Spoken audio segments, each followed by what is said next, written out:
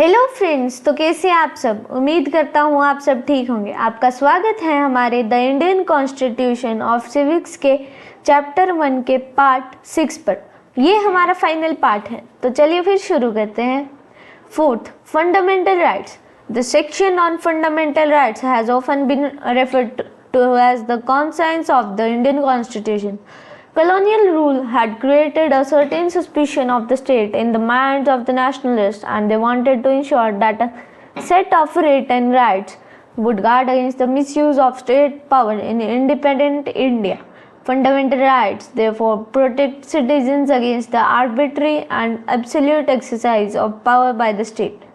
The Constitution thus guarantees the rights of individuals against the state as well as against other individuals. Fourth जो हमारा की point है वो है fundamental right. जो सेक्शन है फंडामेंटल राइट का वो ऑफन रेफर किया जाता है कॉन्साइंस इंडियन कॉन्स्टिट्यूशन के. जो अंग्रेजों ने हमारे भारत पर रूल किया, उन्होंने एक सस्पिशन क्रिएट कर दिया स्टेट गवर्नमेंट के अंदर कि उनके माइंड्स के जो नेशनलिस्ट थे वो चाहते थे कि अब इंश्योर हो एक सेट ऑफ रिटन राइट्स जो गार्ड करे हर एक मिसयूज के से जो एक स्टेट पावर करती हो इंडिपेंडेंट इंडिया में.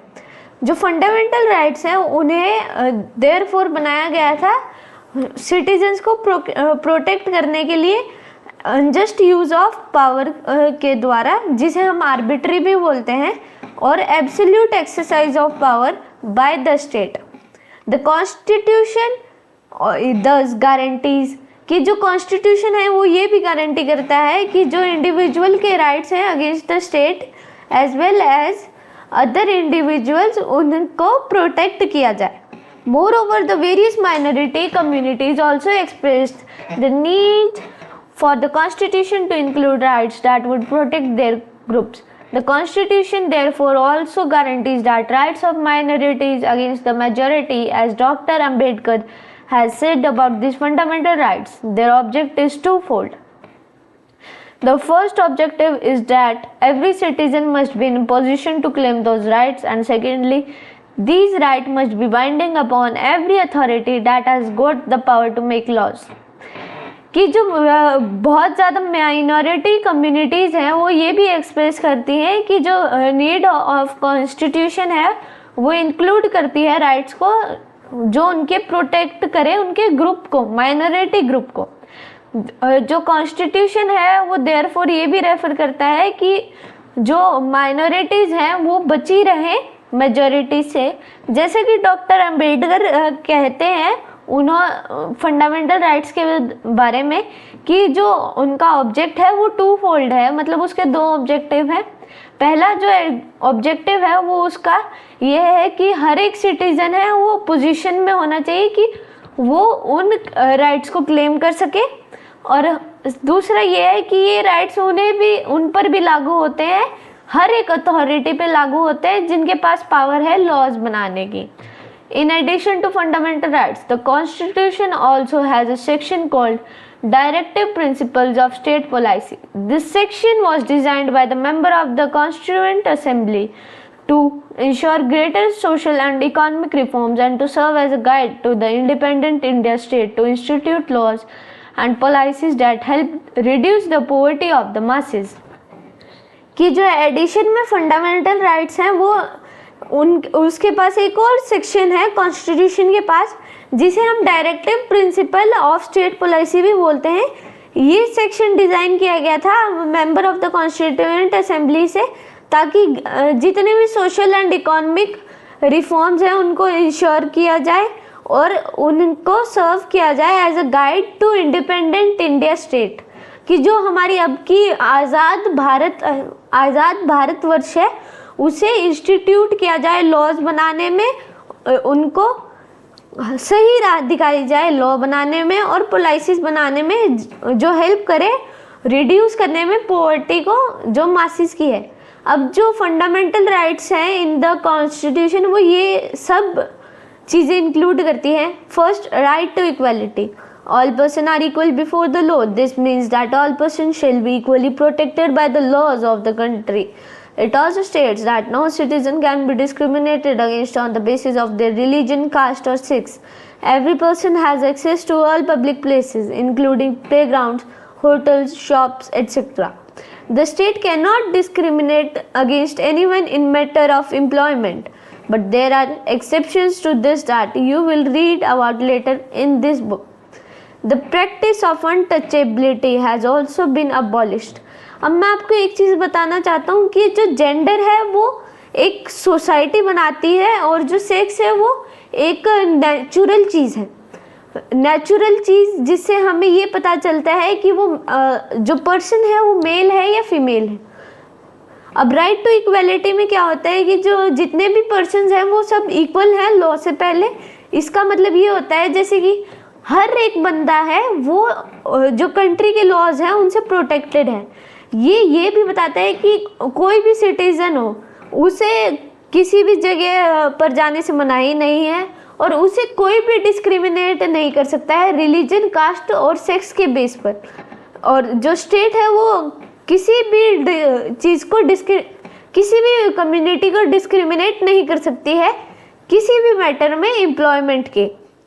पर एक्सपेक्शंस है कि जो नेशन है वो आ सकता है उसके बीच मैटर्स के बीच में जिसके अंदर जो रिलीजन है वो कुछ ऐसी चीज़ों को ठोस पहुंचा रहा है, जैसे कि कहीं पे पहले होता था कि जो विधवा है उन्हें साथ अपने पति के साथ में ही जला देते थे। तो ऐसे इन मैटर्स में नेशन ज़रूर आएगा। और जो अनटचेबिलिटी है उसको भी अबॉलिश किया गया है, उसको भी मनाही दी गई है। Right to freedom, this includes the right to freedom of speech and expression, the right to form associations, the right to move freely and reside in any part of the country, and the right to practice any profession, occupation or business. right to freedom का mainly मतलब है कि सभी को right है कि वो बोल चाल सके, वो कहीं पे भी अपना ग्रुप एसोसिएशन फॉर्म कर और वो कहीं पे भी फ्रीली मूव कर सकते हैं और कहीं पे भी रह सकते हैं किसी भी पार्ट में कंट्री के में, और वो कोई भी प्रोफेशन, ऑक्यूपेशन या फिर कोई भी वो अपना खुद का बिजनेस चला सकते हैं। थर्ड है right against exploitation. The constitution prohibits human trafficking, forced labour and employment of children under 14 years of as.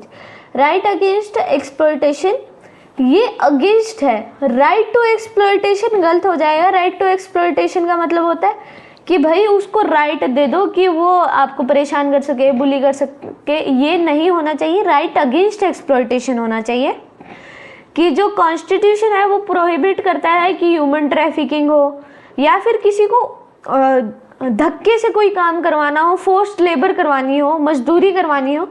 और जैसे कि चाइल्ड अंडर 14 ईयर्स है उनको कोई भी वो देनी, नौकरी देनी है, जैसे कि आप शॉप पे नौकरी दे दो, मजदूरी करवा लो, ये प्रोहिबिट की गई है।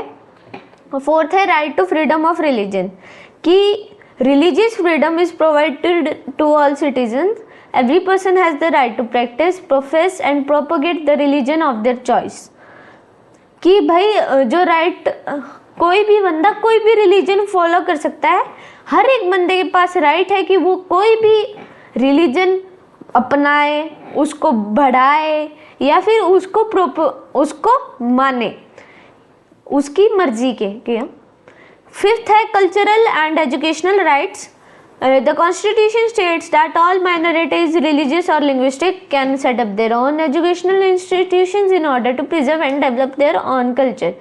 कि जो कॉन्स्टिट्यूशन बोलता है कि जितनी भी माइनॉरिटीज है, रिलीजियस कम्युनिटीज़ हैं या फिर कोई लिंग्विस्टिक कम्युनिटीज़ है, वो अपने खुद के एजुकेशनल इंस्टीट्यूट्स ओपन कर सकते हैं इन ऑर्डर टू प्रिजर्व और अपने कल्चर को डेवलप करने के लिए, संभाल के और उसे बढ़ाने के उसमें वो कर सकती है, अपने भी कोई भी एजुकेशनल इंस्टीट्यूट खोल सकती है।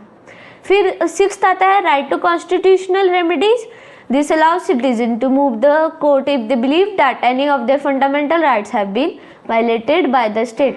जो आखिरी राइट है वो ये बताता है कि अगर ऊपर में से आपके कोई भी राइट है या फिर कोई भी, चाहे आपको कोई बुली कर रहा है, चाहे आप को जो स्टेट है वो फ्रीडम को, आपके रिलीजन को फॉलो नहीं करने दे रही है। ये इन सब को लेकर आप जा सकते हो अपने कोर्ट में, डिस्ट्रिक्ट कोर्ट में, हाई कोर्ट में, सुप्रीम कोर्ट में, और आप वहाँ पे जाकर केस कर सकते हो। फिर फिफ्थ हमारा लास्ट पॉइंट आता है secularism. A secular state is one in which the state does not officially promote any one religion as the state religion. We will read more about this in the following chapter.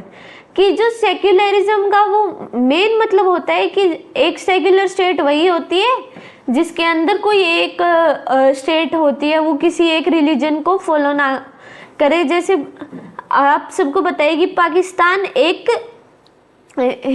Muslim country है और जो India है एक वो secular state है, secular state या country है, क्योंकि वो कोई भी ऑफिशियली प्रमोट नहीं करती किसी एक रिलीजन को। हाँ, पर कई चीज़ों में ऐसा होता है कि जो स्टेट है वो इनडायरेक्टली ज़रूर वो करती है, अपने स्टेट को बढ़ावा देती है, अपने रिलीजन को बढ़ावा देती है एक स्टेट के अंदर। You now understand the ways in which a country's history often determines the kind of constitution that a country adopts for itself. The constitution plays a crucial role in playing out the ideals that we would like all citizens of the country to adhere to, including the representatives that we elect to rule us. Just like in the game of football, a change of constitutive rules will affect the game. Indian constitution has been amended over the years to reflect new concerns of the polity. Often a major changes the constitution means a change in the fundamental nature of the country. We saw this in the case of Nepal and how it needed to adopt a new constitution after it became a democracy. अब आप समझ गए होंगे कि किस प्रकार से जो एक कंट्री की हिस्ट्री है वो डिटरमाइन करती है कि उस कंट्री को कैसा कॉन्स्टिट्यूशन चाहिए। जो कॉन्स्टिट्यूशन है वो एक क्रूशियल रोल प्ले करता है जितने भी पीपल हैं उनके आइडियल्स को दिखाने में कि भाई वो अपनी कंट्री को कैसा चाहते हैं या फिर वो कैसे चाहते हैं कि जो उनके रिप्रेजेंटेटिव्स हों वो उन्हें रूल करें। जैसे कि एक फुटबॉल के गेम में होता है, किसी भी अगर आप एक रूल को चेंज कर दोगे तो वो सारे गेम को अफेक्ट कर देगा। वैसे ही जो इंडियन कॉन्स्टिट्यूशन है उसे अमेंड किया गया है हर साल भर साल, ताकि वो रिफ्लेक्ट कर सके हर एक नए कंसर्न को एक किसी पॉलिटी की। ज़्यादातर major changes in the constitution होते हैं जिसका मतलब होता है एक change of fundamental nature in the country. जैसे कि हमने नेपाल के केस में देखा कि जो कंट्री थी उन्हें एक नया कॉन्स्टिट्यूशन अडॉप्ट करना पड़ा डेमोक्रेसी बनने के बाद। The different features of the Indian Constitution outlined above involved complicated ideas that are often not easy to grasp. Don't worry too much about this for the moment. In the rest of the book as well as in your higher class, you will read more about these different features of the Indian Constitution and understand more substantively what they mean. कि जो जितने भी ऊपर दिए गए feature हैं Indian constitution के, वो कॉम्प्लिकेटेड आइडियाज़ को इन्वॉल्व करते हैं जो अच्छे से पकड़ बनाने के लिए थोड़े से कॉम्प्लिकेटेड हैं। पर चिंता मत करो कि इस समय, क्योंकि आपको आगे भी पढ़ना पड़ेगा, आगे जितनी बड़ी भी क्लासेस होंगी वहाँ पे भी आपको ये पढ़ाएंगे और हमारी इस बुक में भी आगे इसी के बारे में समझाया गया है। तो आज के लिए इतना ही, अब मिलते हैं हमारी अगली वीडियो में, तब तक के लिए बाय।